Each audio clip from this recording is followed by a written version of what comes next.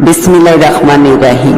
मुअज़्ज़ज़ नाज़रीन, आज असेबी दरिंदा कहानी लेकर आपकी होस्ट दुआबत आपकी खिदमत में हाजिर है। लोगों के दरमियान मुर्दा चीता पड़ा था कि अचानक इसके चारों तरफ गाढ़ा गाढ़ा धुआं उठना शुरू हुआ। फिर जब धुआं हटा तो वो मुर्दा चीता गायब था। ये देखकर लोगों पर कपकपी तारी हुई। तो मुअज़्ज़ज़ नाज़रीन, कहानी में आगे बढ़ने से पहले आप तमाम दोस्तों से इल्तिमास है कि हमारे चैनल दुआ वॉइस को सब्सक्राइब कर दीजिए और साथ घंटी के बटन को दबा दीजिए ताकि हमारी न्यू वीडियो का नोटिफिकेशन आपको मिल सके। शुक्रिया। तो आइए कहानी का आगाज करते हैं। सुबह से शाम होने को आई थी, लेकिन मुझे अपने बैल को ढूंढने में कामयाबी नहीं मिली थी। जंगल खासा तवील था। यही वजह है कि जंगल का चपा चपा छान मारा था, लेकिन शाम तक कोई नतीजा हासिल नहीं हो सका। मैं भी थका हार कर एक दरख्त के नीचे बैठ गया और अगले अमल के मुताबिक सोचने लगा। अगर मैं खाली हाथ वापस गांव गया तो बीवी बच्चों को क्या खिलाऊंगा। वाहद बैल था जिसे खेतों में जोत कर बच्चों की रोजी रोटी कमाता था। आज वो भी जंगल की तरफ भाग गया। मुझे अंदेशा था ये भी दूसरे बैलों की तरह जंगली टाइगर का शिकार ना हो जाए, जो पिछले कई सालों से गांव के किसानों और बैलों को अपना शिकार बनाता आ रहा है। और इस टाइगर ने ही मेरा पहला बैल शिकार करके खाया होगा। और कर्ज लेकर मैंने दूसरा बैल खरीदा था। अभी तक वो कर्जा भी नहीं चुकाया था कि मेरा दूसरा बैल भी गायब हो गया। चाहे मुझे रात हो जाए, मैं खाली हाथ वापस नहीं जाऊंगा। या तो अपने बैल को ढूंढूंगा या फिर टाइगर का शिकार करके अपना बदला लूंगा, चाहे मुझे अपनी जान से हाथी क्यों न धोने पड़ जाए। मेरा नाम चंगयू है। मैं एक गरीब किसान हूँ।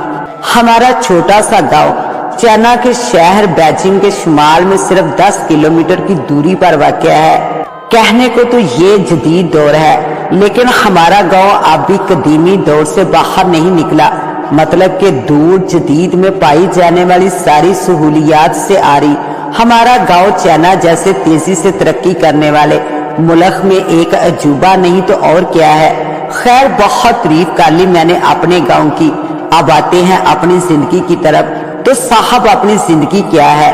बस यूं समझिए कि एक जदोजहद मुसलसल है। एक तवील सड़क है और पैदल जाना है एक नामालूम मंजिल की तरफ, या एक कड़वी कसीली दवाई है जो कि हर हाल में पीनी है। मेरी बीवी का नाम सीना है और हमारे 2 बच्चे हैं। गांव के तकरीबन सभी लोग किसान हैं और खेती बाड़ी करके अपना गुजारा करते हैं।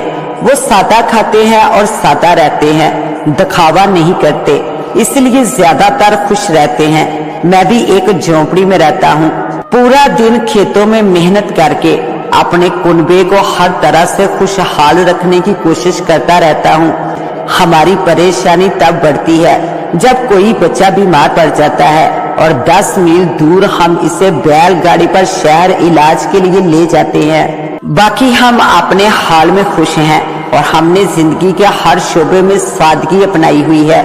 लेकिन साहब, पिछले चंद सालों से एक खूनख्वार टाइगर ने गांव वालों का नाक में दम करके रख दिया है। वो खेतों से बैलों को चीर फाड़ कर जंगल में भाग जाता है और पिछले चंद माह से वो आदमखोर भी बन गया है और गांव के चंद अफराद को अपना शिकार बनाया, जिनकी लाशें भी जंगल से बुरी हालत में बरामद हुई थी। उस दिन के बाद रात के वक्त कोई भी आदमी जंगल की तरफ नहीं जाता। लेकिन मैं क्या करूं? मेरा अकलौता बैल जो सुबह से गायब है, जिसकी तलाश मुझे यहाँ ले आई है। हेलो मिस्टर चंगयू, आप इस वक्त यहाँ पर? जंगल के अफसर ने इसका हाल पूछते हुए कहा। शुक्र है आपका भी दीदार हो गया। मेरे दोस्त, मुझे जंगल घूमने का शौक बिल्कुल भी नहीं है और आपसे तो मेरी बनती भी नहीं है, तो इसलिए जाहिर है मैं किसी काम से यहाँ पर मौजूद हूँ। जंगल के अफसर ड्यूटी खत्म करके वापस जा रहे थे तो चंगयू को देखकर रुके और तमसिया तौर पर इसे हेलो हाय कहा। फिर कोई बैल भाग गया होगा। अरे सुनो यार, दुनिया कहाँ से कहाँ पहुँच गई है और आप लोग अब भी बैलगाड़ी के दौर में ही जी रहे हो। मेरी मानो तो। चंगयू दरमियान में इसकी बात काट कर बोला, अब रहने दो अपने मशवरे।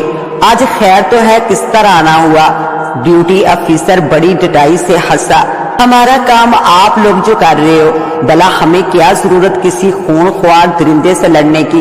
और वैसे भी मेरी नई नई शादी हुई है, तो मेरे किसान दोस्त मुझे माफ करना। मेरी बीवी ने मुझे जल्दी घर आने को कहा है।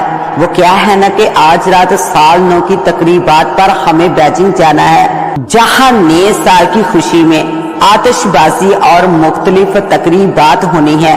मैं तो चला नए साल का जश्न मनाने। अगर आपको बैल मिल जाए तो इसे भी मेरी तरफ से हैप्पी न्यू ईयर बोल देना।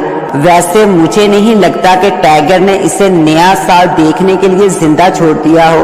देर हो गई है, मैं चलता हूँ। इसे जाता देखकर मेरा भी पारा चढ़ गया। हराम खोर हाडा हरामी की भी हद होती है। इतने अरसे से टाइगर ने हमारा जीना हराम कर दिया है और इनके महकमे ने चश्म पोशी कर रखी है। अगर गांव वालों ने ही सब कुछ करना है तो बंद क्यों नहीं करते अपनी दुकान। बेकार आदमी मेरे बस में हो तो टाइगर समेत इसको भी गोली मार दूं। काफी देर तक मैं जेरे लब बड़बड़ाता रहा। आखिर किसी हद तक गुस्सा कम हुआ तो टाइगर के बारे में सोचना शुरू किया। मेरे पास कोई हथियार नहीं था, सिर्फ एक बल्ला था जो सही जगह लगे तो शेर के खात्मे के लिए काफी था। जल्दी में टार्च लाना भी भूल गया था। बैठे बैठे मगरिब हो गई और हर सू अंधेरा फैलने लगा। मुझे बैल की तलाश थी और इस आस पार के शायद वो जिंदा हो।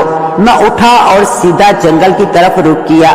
जंगल काफी वसी रकबे पर फैला हुआ था और अंधेरा भी गहरा होता जा रहा था। मैं अपने बैल को मखसूस आवाज में पुकार रहा था। मुझे यकीन था कि वो मेरी आवाज जरूर पहचानेगा और अपनी मौजूदगी का सबूत देगा। मेरे हाथ में बल्ला था और मैं किसी माहिर शिकारी की तरह अपने शिकार के ताक़ब में आगे ही आगे बढ़ता जा रहा था। अमूमन ऐसे जंगल में गिनती के चंद ही टाइगर होंगे, लेकिन इनकी तादाद का सही अंदाजा किसी को भी नहीं था और दिलचस्पी ले भी कौन सकता था। ऐसे वार्ड एरिया में जहां इंसान गुर्बत से नीचे की सतह पर जिंदगी गुजार रहे हों, वहां भला जंगली जानवरों पर कौन गौर करेगा। लेकिन मुझे इन बातों से क्या लेना देना। मुझे तो अपने बैल की पड़ी थी जो मेरे लिए रोजी रोटी का सहारा था और मता कुल था, इसलिए वो मेरे लिए बहुत कीमती था।